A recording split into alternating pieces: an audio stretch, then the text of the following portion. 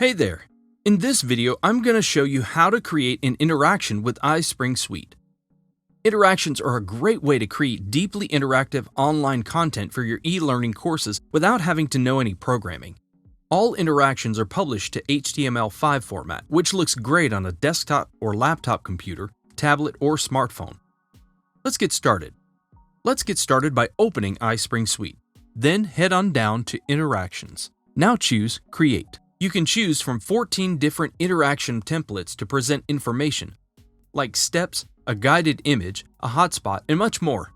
Let's use the accordion template. Here we go. Now we can go ahead and start entering our information. You can change the title right up here, then put some text right down here. If you head to Insert, you can add media content. Let's add a picture. Looks good. Don't forget, you can insert a bunch of other cool media content like video, audio, or characters, backgrounds, and objects from the iSpring content library. You also have the option to enable an intro slide, which is separate from the template slides, and add new panels with the Add Panel button. When you're done, you'll have a nice fluid series of panels that make it easy for your learners to absorb new information. You can fine-tune the properties and colors of your interaction up here. Let's take a look at properties. You can enable or disable the title, choose a text animation, and choose whether or not your navigation buttons will be visible. You can choose the size of your interaction up here. You can also access the color settings right here and create your own custom presets. To save your settings, just Apply and Close. Okay, let's go ahead and publish this interaction.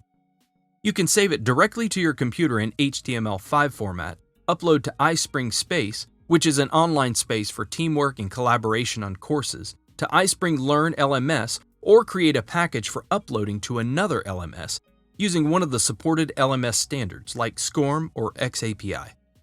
Today, I'm going to publish directly to iSpring Space.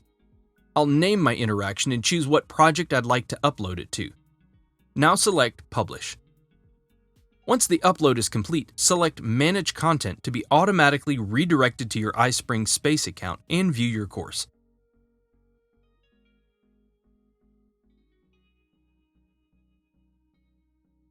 Now you can share a link with stakeholders so they can review your content and give feedback. Let's quickly hop back into your project and look at how to publish to your computer. Make sure your interaction is named properly and select where you would like to save it to your computer. Then go ahead and publish. This will save your interaction directly to the selected folder. And that's how to present training content in a compelling way using an interactive template. Get started today.